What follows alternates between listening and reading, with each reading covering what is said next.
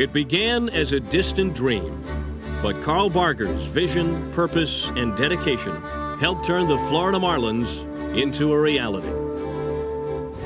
It's great to be part of the National League, and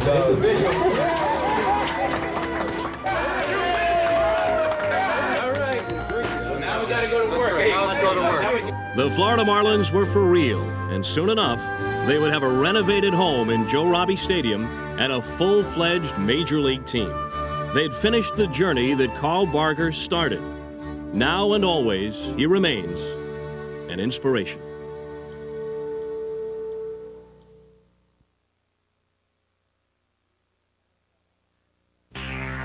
It's about time. Now's the time this town's going to really come to life.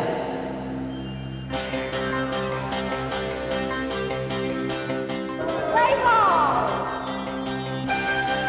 Go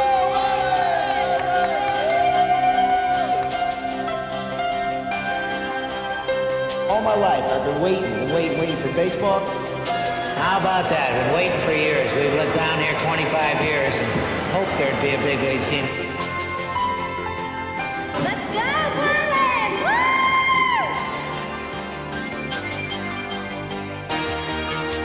go Marlin! Yeah, go Marlins. We've been waiting a long time for this.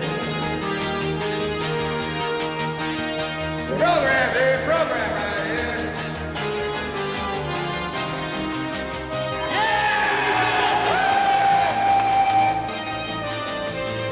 I've lived here most of my life, and I've been waiting for baseball to come here, and I'm really glad to have the major leagues here finally. Presenting the first year of the Florida Marlins, a great beginning.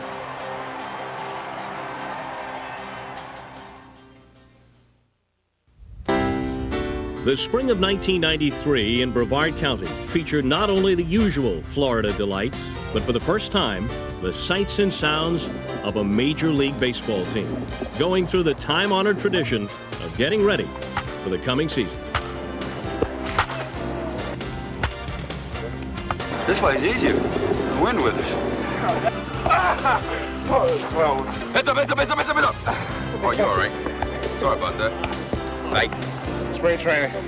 You gotta love it. With a sense of newness everywhere, expectation was hanging in the spring air.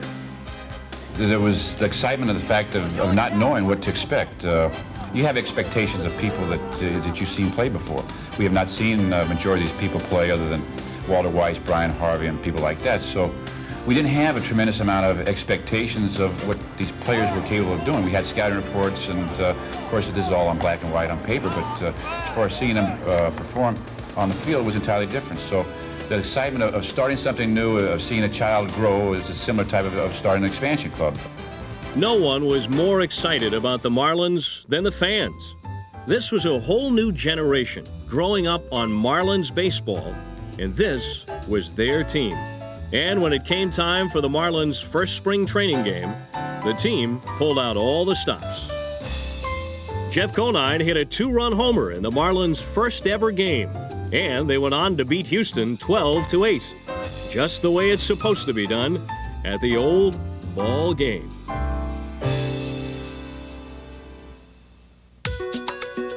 Heading south for their first ever opening day, the Marlins left Brevard County for Joe Robbie Stadium, which was now fully outfitted for baseball. Though the Marlins and their fans were more than ready for the event, the weather apparently wasn't. It stormed so hard the night before, and I woke up about 5 in the morning, and it was raining and blowing, and I think we had winds that night of 60 or 70 miles an hour, and my wife said, "Don't worry, it'll be fine, it'll be fine." I remember the first emotion I had that morning was when I woke up, it was raining. And I thought, not today. Let's not have rain today. The clouds finally broke an hour or so before the first pitch, and this brilliant, cleansing sunshine, drying up everything. It was such a perfect metaphor for the season to come for the Marlins, to see those clouds break open. It was almost as if Carl Barger was indeed looking over the whole proceeding of the day. At that point, you almost can't even describe the feeling. It's a feeling that was so high and exhilarating for all of us. Welcome to opening day. What excitement we have. Not just any opening day, but the opening day of one of the two new franchises, the Florida Marlins, and Joe Robbie Stadium here is packed. Just coming into the ballpark and seeing the buzz, you know, just driving into the place, you knew that something special was happening because the media, the TV trucks, just the excitement of having a brand new team here in South Florida, I think was just the neatest thing I've been a part of in baseball. Sun-soaked Joe Robbie Stadium, the color teal all around, as the Florida Marlins take the field for the first time ever at home against the Los Angeles Dodgers. However, the Marlins were not official members of the major leagues until their opening day baptism from Chris Berman. The manager for the Marlins. Don't walk away, Renee Latchman. Third base coach is Cookie Days of Wine and Rojas. Leading off in center field, number 2, Scott Pose. The only ones I've come up with so far are not great. X-pose, sub-pose, strike-a-pose, not good enough. Same with Chuck Carr. I mean, there should be racing, renta, not good enough. You know what I'm saying? So we're holding back on those. Batting second. Brett put another shrimp on the Barbary at second base. Hitting third and playing right field, number 47, Junior Felix. Junior Felix doesn't really have one, although I was always a fan of his father, Senior Felix. Batting fourth and playing first base, number 39. Their big local hero here at first base, Orestes Emotionally Distrata. I guess I'm getting old. Batting fifth and playing third base. Dave Magada doesn't have one at third. And doing the catching. Benito Il Duce Santiago. Batting seventh and playing left field, Jeff Conine. Left field is a layup, Jeff Conine, the Barbarian. Batting eighth, number 22. Shortstop is Walt Three Blind Weiss. Pitching today, number 49, feeling more like 45 these days, Charlie Hough. The starting pitcher, Charlie Hough, has never had one in his career, so I'm not going to start now. But that's pretty good. There's a lot of them in there. The Marlins were about to make history, and in memory of the man who guided them on their way, a moment of silence was held for Carl Barger.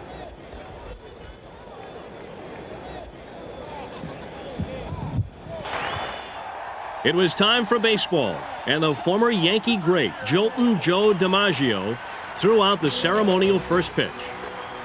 45-year-old Charlie Hough beginning his 21st season in the major leagues. I've pitched maybe a half a dozen other opening games. This one was the biggest one that I'd ever pitched, and I was plenty nervous going into it. But, you know, it was just one of those things that I was very, very happy that they chose me to do it. And mark it down. First pitch was a strike. First pitch at 212. A knuckleball. The first pitch, surprise, was a knuckleball. Opening day, like a Charlie throw the first pitch, I caught the first pitch. You look on the paper, and it's kind of like, hey, the Marlins playing in Florida. It was good. My wife, Kathy, and I were sitting right behind home plate, down in the batter's box, and just got a little teary-eyed, walking over and hugging David, and you know, and then seeing Carl's flag out there. It was an emotional time to get to that one moment. That was the moment, you know, when he threw that pitch, you know, we had done it. From that moment on, the Marlins gave the sellout crowd of 42,000 an opening day for the archives, featuring one first after another. This is great. They're already looking for the first strikeout as if it's a Nolan Ryan mowdown coming up here. Oh, and he's punched out. Frank Pulley called the pitch on the outside corner, and the Marlins have won the World Series. There's one out.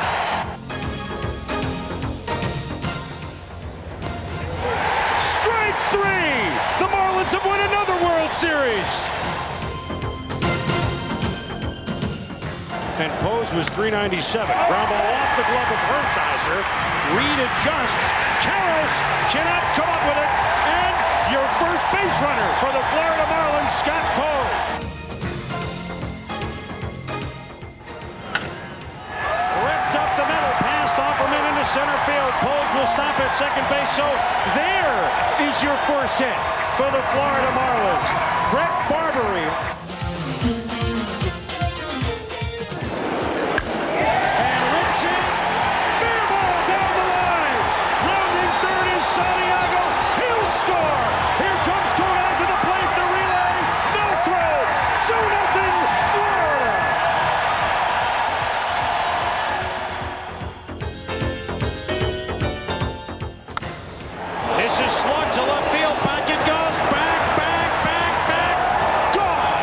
Dodgers have cut it to 1. 2-0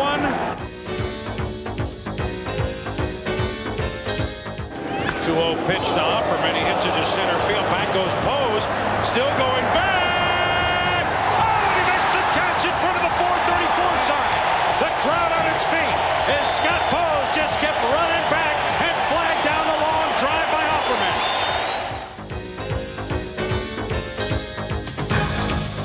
2 down. Got your night. 6-3 Florida.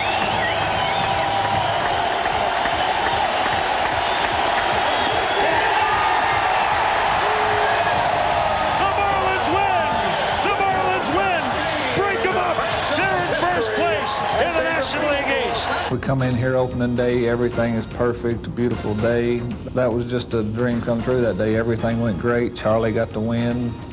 The team got the win. It was a good day. It was a very relieving thing for me. You know, when you get that first win, especially with a first-year franchise team, and especially at home, and it was opening day, so you could sit back and you could take a real deep breath, and I did after that game. Did you have fun? Yes, I did. After the last out was made, I had fun. Congratulations. Thank you. Once that was Still flushed from the excitement of playing their first game, the Marlins packed up on April 12th for their first West Coast swing.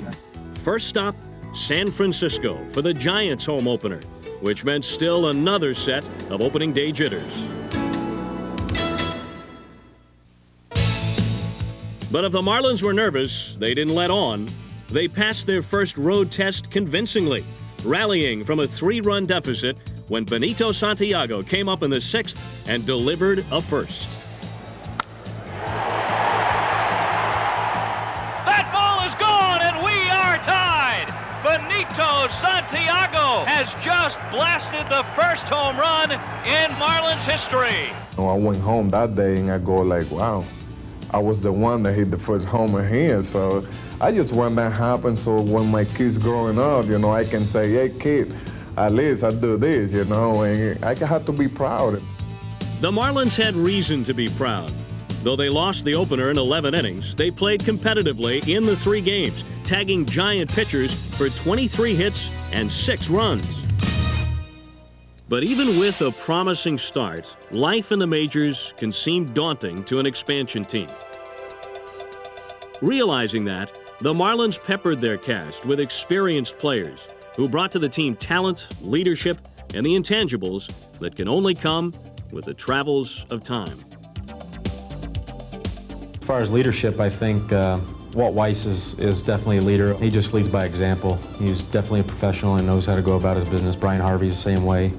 Orestes Estrada's, consummate professional. There's a lot of guys on here that lead by example, and they're just good human beings.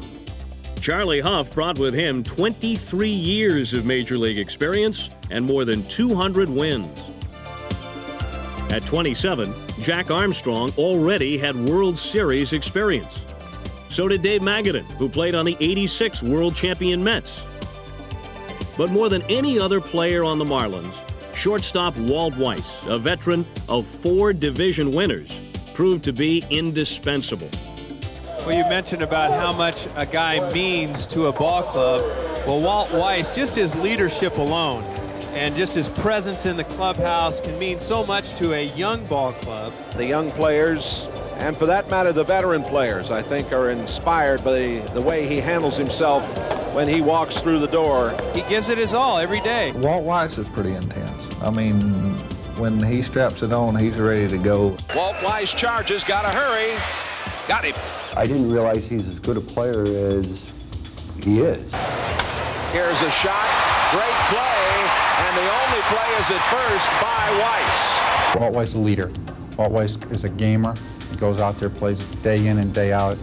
He plays under any circumstances. He's had his bumps and bruises. He is the glue to the infield and had a very impressive year for us. I think I learned from some great players over in Oakland how to go about playing the game. Some great veterans, guys like Carney Lansford and Eckersley and Bobby Welch and Stewart. You can go on and on. But I think I learned well from those guys, and I'm not one that's going to go out and give orders, but I think the best way to go about things is to go out there and play hard every night. I think that rubs off on the rest of the guys. With an adventurous blend of veterans and rookies making their way together, the Marlins went to Colorado in late April for the historic meeting of baseball's two newest expansion teams. The Marlins lost the series opener, but held on for a 2-1 victory in Game 2. Then, in the fourth inning of the finale, the Marlins offense erupted. And it's up the middle, and here comes Weiss, here comes Carr, 2-0. And here is a shot out over the shortstop's head. Santiago comes home. Conine comes home, 4-0, Florida. For Rockies manager Don Baylor, the worst was yet to come. Junior Felix stepped to the plate with a hot bat, the bases loaded, and another piece of Marlins history in the making. Make sure it's your pitch. And a fly ball into left, way back, way back, way back. Grand slam, home run! Did I call it? Take that 3-0 pitch and let it fly. The first Grand Slammer. The Marlins were flying high and mile high. They took 2 of 3 and headed to Cincinnati with newfound confidence and took advantage of every opportunity. In comes Espy. He can't get it. It's through his legs. It's going to go all the way to the wall. And the Marlins have taken a 4-3 lead. Florida split the 2 games in Cincinnati and then marched on to Atlanta's Fulton County Stadium to meet the defending National League champs. But neither the Chops nor the Braves' exalted pitching could cool off the Marlins. A shot down the line in left. Gets by down there. Hammond is coming home. The Marlins won the opener. Then in Game 2, Dave Magadan snapped a 7th-inning 3-3 tie. And a long one to the right side. Justice going back, gone! Dave Magadan, and the Marlins are back on top. Closing in on what would be their 3rd straight victory, Trevor Hoffman faced one last hurdle, Braves slugger David Justice. Fly ball into left. Coming in is Briley. He's got it. And the Marlins have swept the defending National League champions here. What a wonderful road trip it's been. In winning 5 out of 7, the Marlins were making a bit of a splash in their first month. So was Jeff Conine. He closed out April with a .320 batting average and opened the month of May red hot, once again against the Rockies. Bases loaded, 2 out now.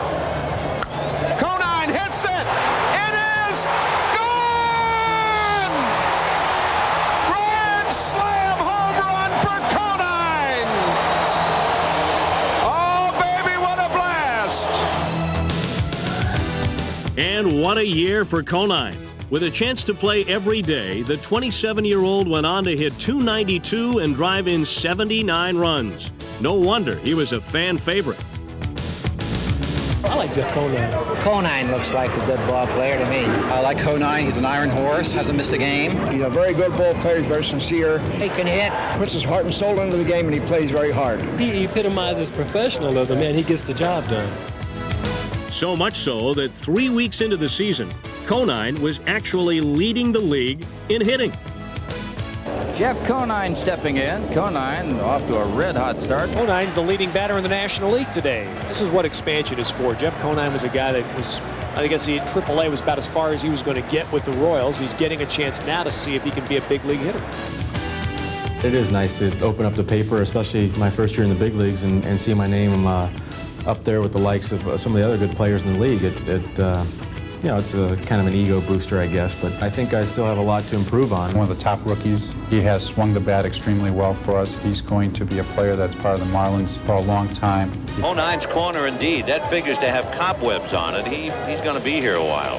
Everybody talks about Jeff Conine, the Terminator, you know, and he's out there, no smiles, and it's like when he strikes out, he's walking, and he's like, he kind of gives a little turn like, I'll be back. You know, it's just like, Jeff is just like, he's a real good guy. You know, once you get to know him, and he's really exciting. I share lockers right next to him, and I mean, he's a fun guy to play with and a good outfielder. I've stayed healthy. I've played good defense, which was really important to me. Playing a full year in left field, I've really gotten used to it and feel comfortable out there. There's a lot I can improve on. I think I'd like to cut down on my strikeouts next year and maybe hit for a little more power, which I think will come as I mature as a hitter. But overall, I've got a pretty good feeling about this year. The feeling in St. Louis on the night of May 15th was that Ryan Bowen and the Marlins could do no wrong. Here might be a little bit of a run and hit situation. Oh, double play. Hello. Estrada stuck out the glove. There it was, and all he had to do was take one step to double up Gilkey. How about that? But on this night, all Bowen really needed was his fastball. This is the first jam that Ryan Bowen has been in. I'm sure Marcel's saying, hey, concentrate on these hitters. Don't worry about the runners. Keep that shutout intact. Struck him out. The first strikeout tonight for Bowen. He has now pitched 12 consecutive scoreless innings. My job is to do the best I can as long as I can, to give my team a chance to win by any means necessary. That game, I didn't have all my pitches working, but the two that I had working were, I think, above average for that day. And Benito called a brilliant, smart game where whatever he put down is what I was thinking. And when you do those type things, it becomes easy. And he got him. That's a nice way to end it. He struck him out for Ryan Bowen. Happiness as he's congratulated by his catcher and the rest of his teammates. And with the 8-0 victory, Bowen chalked up the Marlins' first ever shutout. But of course, you can never have enough pitching. And in the case of the Marlins bullpen, they could never have enough of this pitcher, Brian Harvey. For when the call went out, the cool and collected Southern fireballer rode to the rescue time and time again.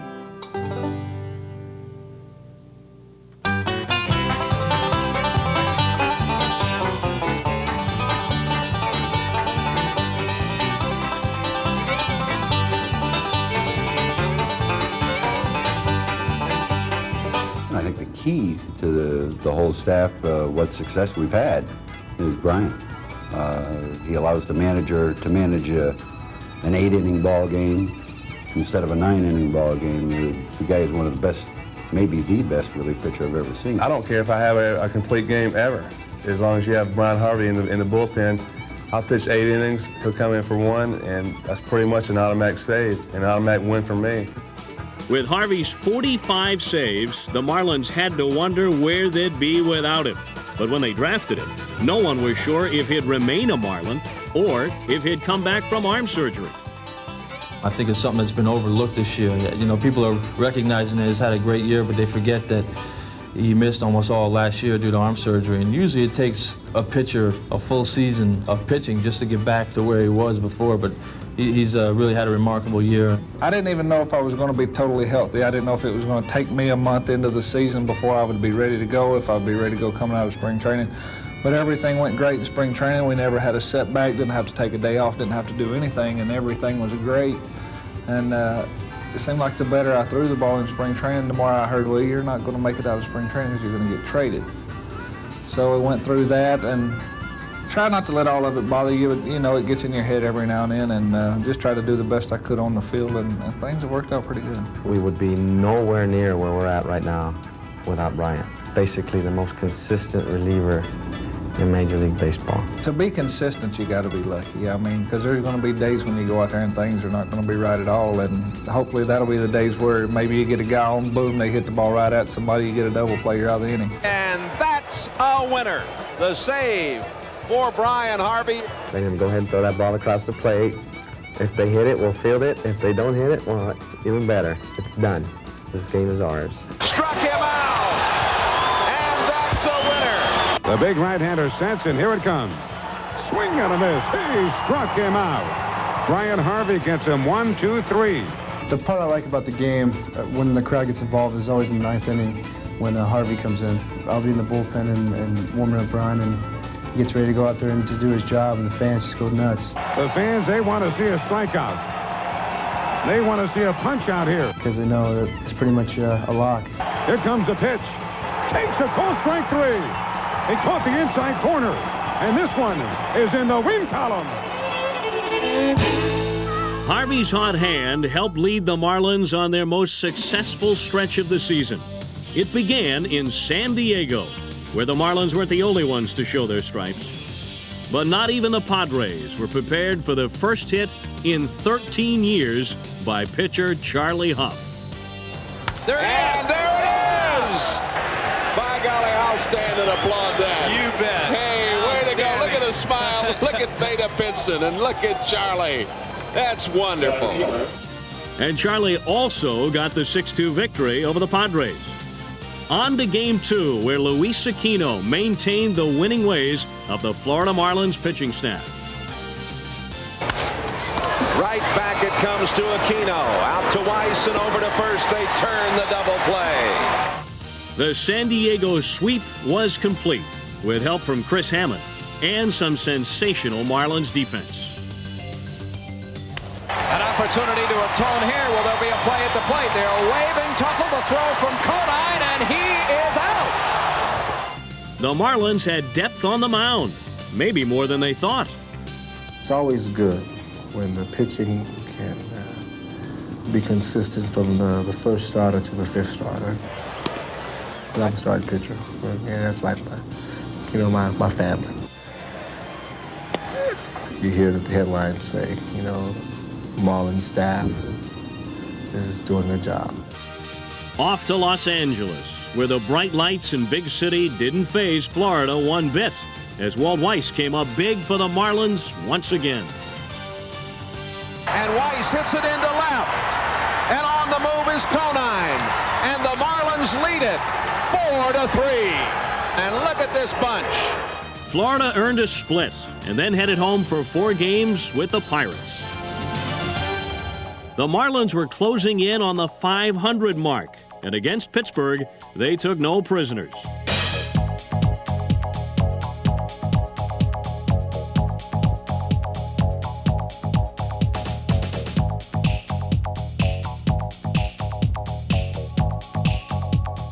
Florida won the first game 4-3, and in Game 2, the Big Bats broke loose. Bagging in a high, deep drive to right. Dave Clark back there, out of here. Weiss with a base hit looping into left center field, and another run comes home. And he rips it to right field. Dave Clark will not be able to get it. Barbary will score. Right up the middle, base hit. Here comes another run. 2 more runs will score. An 11-3 victory, and in Game 3, it was more of the same. Fly ball to left. Ronnie Smith back, and the ball is off the top of the scoreboard. The Marlins get 3, and they lead 3-2. They won this one 5-2, and one night later, a 4-game sweep. The Marlins fans are loving it, and South Florida is really behind this ball club, and the Marlins have set this town and the color teal on its ear. When the Marlins swept the Pirates and were going to Chicago that night, they realized they had a shot at 70 wins. They weren't going to lose 100. That was already firm in everybody's minds. And the specialness and the uniqueness of the season really crystallized for everybody. I know it did for me, looking at those fellas as they boarded the plane. They knew they were a little better than their brethren, so to speak, who had come before them. In June, the only thing hotter than the mercury was starting pitcher Chris Hammond. He won all 8 decisions from the middle of May until the middle of July. I had great confidence in everything about my pitching. I had confidence that I was going to go out, and if we scored 2 or 3, 4 runs, that I was going to win. And he struck him out. He made Witten look foolish. And he strikes him out. On the changeup. And he struck him out. Yes, strikeout. Marlins leading 4-2. Yes, he struck him out. When a pitcher is winning games, he has more confidence in all his pitches. A guy like Ricky Jordan is mostly going to be a pull hitter. Struck him out. Strikeout number 2. Struck him out looking. Another 1-2-3 inning for Hammond. I was throwing pretty much everything for strikes. When and whenever I wanted to throw it. You hang one up there in his eyes, it's like he can read the label and just go for it. This should be 2. That's a winner. Chris Hammond goes to 10-4 and has now won 8 in a row. Hammond's pitching was a must, but his bat was a plus, especially on this June day in San Diego. He'll work carefully. Hammond swings the bat pretty well for a pitcher. Line, does it get out of here? It's gone! A home run for Chris Hammond. Hammond's homer was the first for a Marlins pitcher, and his 10 wins in the first half ranked 3rd in the National League. On June 24th, the Marlins were about to get their first big-name star. Not content to stand pat, General Manager Dave Dombrowski traded with San Diego for the 1992 National League batting champion, Gary Sheffield. We don't want to trade for veteran players to make us a little bit better in the short run. We have taken a philosophy that we're going to look towards the long run. But in this case, you had a chance to acquire a talented player who could also be with you in the long run. The way he swings the bat so hard, I mean, I'd be on the bench and I'd be like squinting my back because you know how hard he swings the bat, just like, ouch! Though the Marlins gave up Trevor Hoffman for Sheffield, they landed one of the game's bright young stars who would contribute on and off the field, and who was more than happy to come home again. Well, everybody's just telling me how lucky I am to be going home and with a team like this, and a lot of players that want to come to Florida. That's all I hear. You know, everywhere you go, my friends on other teams or somebody else's friends always saying they want to play in Florida. Sheffield wasted no time showing his new team what he could do. First, with the glove.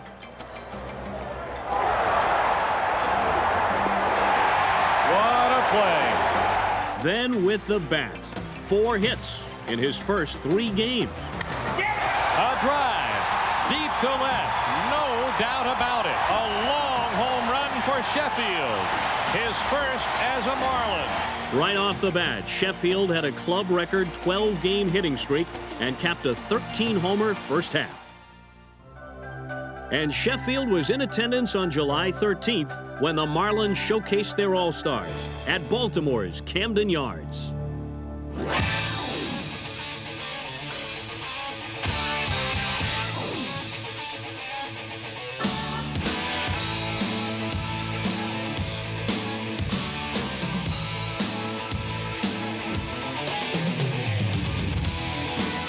Along with Sheffield, Brian Harvey, as the Marlins were proudly represented. It gave you one of those emotions where you had the goosebumps down your arm when you heard them introduced to the crowd there in Camden Yards in Baltimore.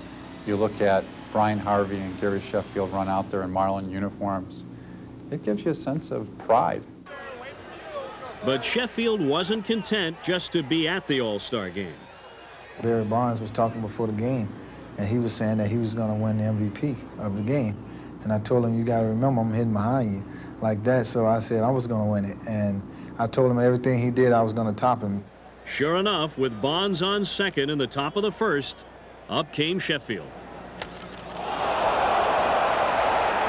Sheffield smashed a 2-run homer that gave the National League an early lead and earned him some hearty congrats from Bonds.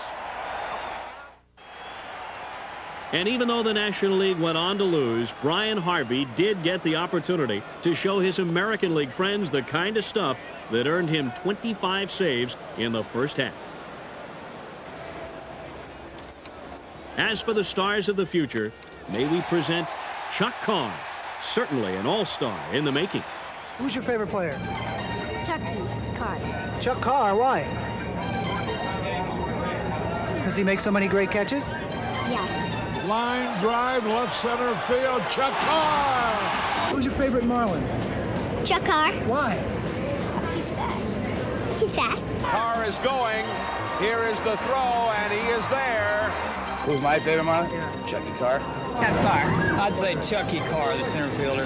Carr. Why? Just the way he plays hard. I like Carr. Why? I like his speed. I like his good arm. That's his natural ability.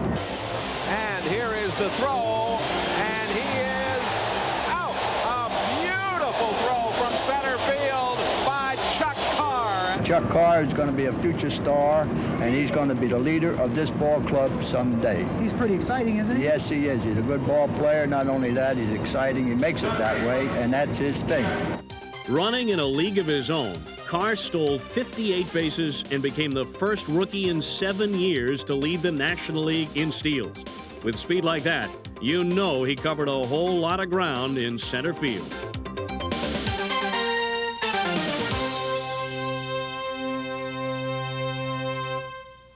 And so we now present Chuck Carr's top 10 catches of '93.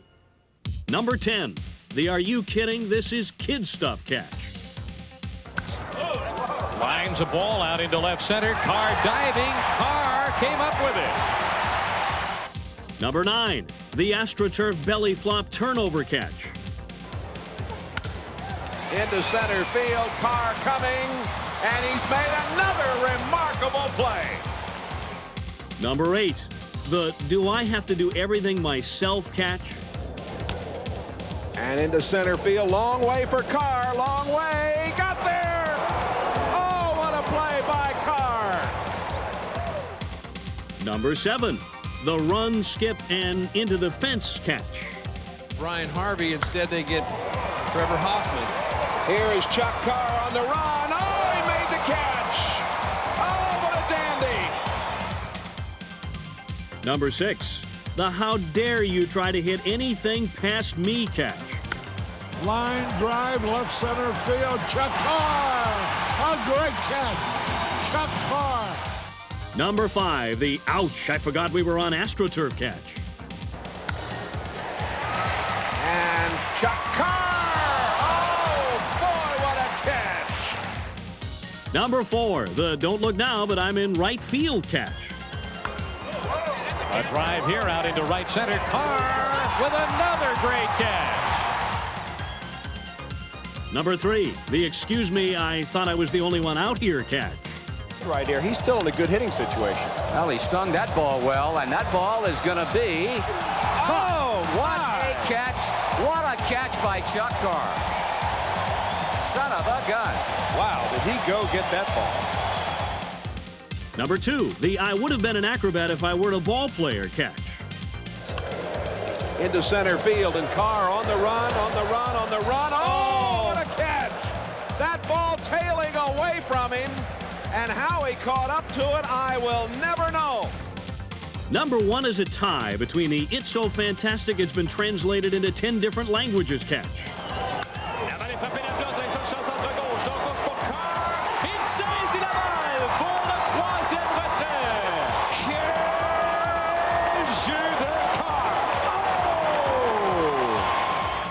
And the other number 1 best catch, the Don't Worry, I Used to Be a Stuntman catch. Here's a fly ball that is going to... Oh, my goodness! What a tremendous catch by Carr. Sliding across the AstroTurf here in St. Louis to make a remarkable grab. Good defense wasn't limited to center field. The Marlins were well stocked in the glove department and played solid defense all year long. Geronimo tests Destrada. Nice play. Can he finish it? Yes. An outstanding play by Destrada.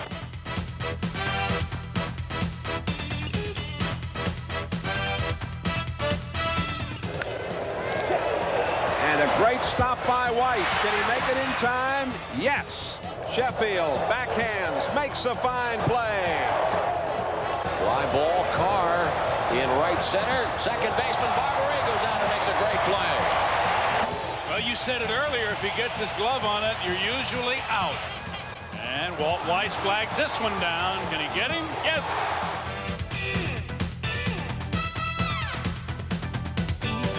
And he is out. Phenia coming home. Here's the throw. They got him. And it is Whitmore sliding in there to make the play. Renteria, double play. Deep short. The throw well. Oh, man. Sheffield. Oh, what a play. Conine with his against the wall. Nice play. Wow, Barbary. Riley racing over and makes a beautiful catch. Santiago makes the play. What a tremendous play by Whitmore. Whoa, look at that. And he held on to it. For Florida manager Rene Lachemann, the Marlins' reliable defense made his job a lot easier. But Lachemann had another ace in the hole as well, his bench. And as every platoon player proved, this was a team of 25 players, each making a contribution.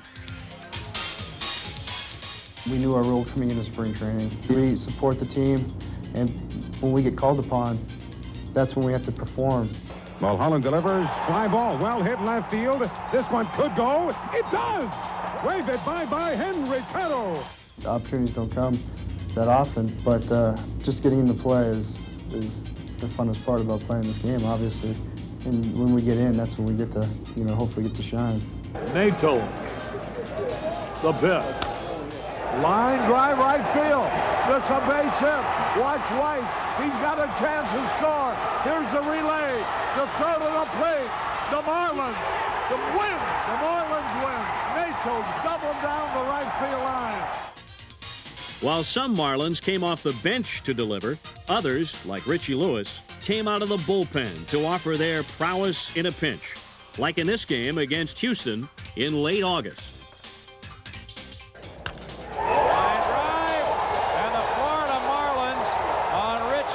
His first major league hit, win the game in the 13th inning, 5-4. When opportunity came knocking for Mitch Lydon in his first ever at-bat, he answered with a blast. There's a drive, way back. It might be. It is.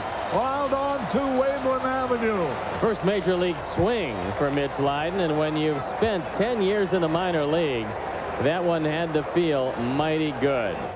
The Marlins' main secret weapon was Rich Renteria, who spent the better part of 12 years in the minors and most recently in the Mexican leagues. When the Marlins called me this year, it was going to be my last chance. I'm 31 years old and I have a family and I have to move on with my life. And thank God things have worked out. They saw me there and they used me here and here I am.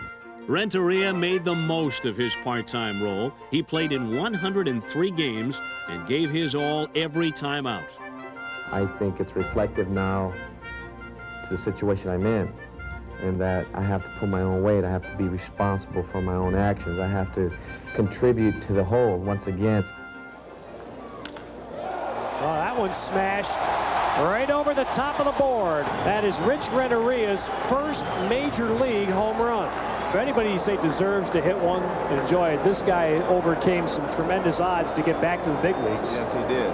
He plays the game hard every day, no matter if he comes in the 8th or 9th inning to pinch hitter if he's starting.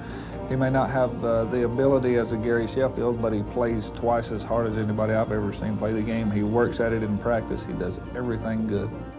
My goal is to make sure that when I leave this game, that people will say, he worked hard, and he contributed, and he was part of something that helped us succeed. Whether I continue to play ball or go into something else, it's going to go on, and that's something that I'm thankful to my parents for instilling in me. On August 27th, the visiting San Francisco Giants were victimized by another Marlin on the comeback trail, Orestes Destrade. Oh, that is trouble. Hit deep to right and gone. A 3-run homer by Orestes Destrade to make it 6-2 Florida. Oh, Destrade just hit another one. Orestes Destrade with his second home run of the night. Destrade having a good week in one night. What an amazing story. Only 1 year earlier, the Big O was playing for the Cebu Lions in Japan. But after slugging 154 homers in 4 seasons, Destrade came home and got a second chance at the majors with the Marlins. It was tough because I didn't know what to expect from the beginning. I just kind of took it day by day, really, and as the season started, there was a lot of distraction, a lot of media attention, and there has been just all year long for this team because of the uniqueness and the history making of it. So And I got caught a lot in the middle of it because of the Latin part of it, the Japan part of it, and being from South Florida. So it was distracting at first, and it cost me a little bit. Though Destrade was a hitting sensation in Japan, he had his problems making the adjustment to major league pitching. He's a guy that's had a lot of pressure over here, and he's been able to deal with it the best way he knows how, and which is, I think, is great. You know, he can go into a room, have his privacy, go out and read books to relax his mind, and he's bounced back very well for this ball club. To be sure, after hitting 7 first-half homers, the Big O came back with 13. And here's one into left, and it is gone. This man has found his stroke. By the 3rd and 4th month, I really took off, and the second half turned out to be very good for me. He's going to end up with 20-something home runs and probably close to 90, 95 RBIs, and that's an outstanding year. A bright future for the Big O.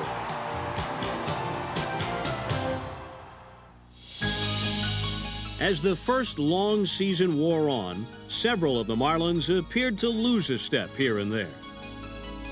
It seems like some guys aren't used to playing 160, 150 games during the season, and that might be wearing on some guys, but it's just tough on a body to do that. It's not easy with an expansion club, day in, day out. Early in the year it might be, but late in the season. And one thing you'll still see our club playing late in September, you'll see them playing hard. In fact, the Marlins proved themselves such worthy competitors, they wound up playing 62 one-run games, the most of any team in the National League. I can't recall one day when I would go through the clubhouse and these guys would be down. I think Renee Latchman and the coaching staff did a terrific job of making sure that these guys came ready and thinking they can win any ball game they went into. There's always something out there that can drive you, and sometimes it just comes down to pride. You know, if there's no other goals to shoot for, you try to go out and do well for yourself and play with integrity and pride. This is an important period for this team to see what the future holds. And the future does look bright, especially with hometown product catcher Charles Johnson on the horizon. Promising outfielder Nigel Wilson was the #1 expansion draft pick. And then there's pitcher Pat Rapp, who provided a spark for the Marlins when he was called up late in the season. And he got him. Sur la troisième prise, la balle cassante. A no-hitter was one of the minor league highlights for the Marlins this year, courtesy of Elmira's Andy Larkin. And the Marlins Class A team won the title in its first season of play. So you've got to figure there are good times ahead. Everything is positive. We've got good people. They're being allowed to do their job, and I think we're going to be very successful, a lot quicker than expected, and for a real long time.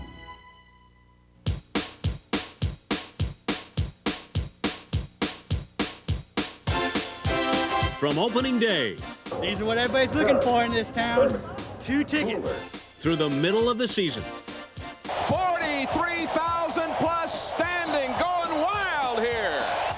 Right up to October, a romance blossomed in South Florida between the Marlins and their fans. Both the 3 million who turned out to cheer them on and the many millions more throughout the state and the country who fell in love with this first-year team.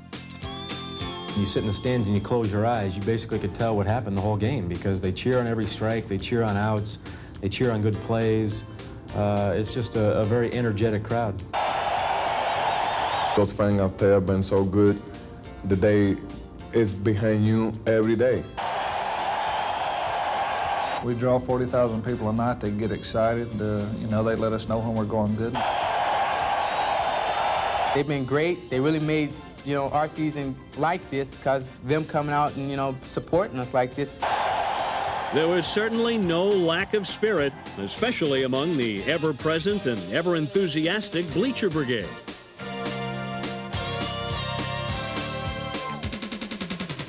excitement of the crowd and the enthusiasm for this team is just wonderful. We're born in Florida, and we just love them, and we're so excited that we have a team. What a wonderful place to be playing ball. How can you beat this? The weather's great, the people are great. Stadium's great, parking's great. And the baseball's great, too. It's just exciting to come to the ballpark, and the Marlins put out a good effort every night. It's great, and it's great. It's delightful. We're having a wonderful time, and I think everybody I spoke to loves it. Fans of South Florida had to pinch themselves to believe it. They finally had a team of their own, and their hearts belonged to the Marlins. But make no mistake, this marriage of a team and its fans is destined to last a long, long time. It's been very rewarding for us to see how South Florida has taken to the team, and it gives us a lot of personal satisfaction. And if I could look everyone in South Florida in the eye, I'd say thanks a lot, South Florida. As the Marlins look back on 1993, they will do so with a sense of pride in knowing they played their hearts out. They won the respect of the National League and captured the fancy of South Florida. It was a great beginning, a summer of modest miracles, of fun times, and of growing pains. The first season is never so much about winning and losing as it is about building a future. Carl Barger would be proud to see what his vision has come to. And as the year of firsts takes its place in history, the Marlins know this is only the beginning. A pretty good season for the team and a pretty good season for baseball, because I think everybody's been pretty excited about the Marlins. I think we've captivated an audience.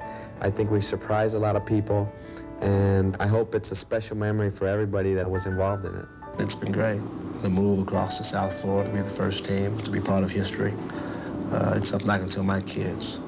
It's something I can tell my grandchildren. It's something I can keep with me for the rest of my life. We got a special group of people that have done a tremendous job. The togetherness and the feeling that, hey, we're part of something that's special, and this is special. Only 25 guys can say that they're on the opening day roster, or even they're on the closing day roster of the inaugural 1993 Florida Marlins. For all of us, it's brought a lot of camaraderie, it's brought a lot of emotions, it's brought a lot of people close together. And I think that after the first year, you sort of close a chapter of the book because you're going to start a new venture in year two. Sometimes when I run around the stadium at noontime and I take my lunch break and go for a jog, I look up in center field and I see the jersey number 5 that says Barger on it. We wouldn't be here if it wasn't for him. His presence is with us. He's not, but his presence is. And I know that there's many times this past year that he would smile down and look at us and be happy from what's taken place and say, way to go, as we won a ball game or we accomplished something. It'll be a feeling of all of that and then a close of that chapter, because you know year two is a whole different venture for you.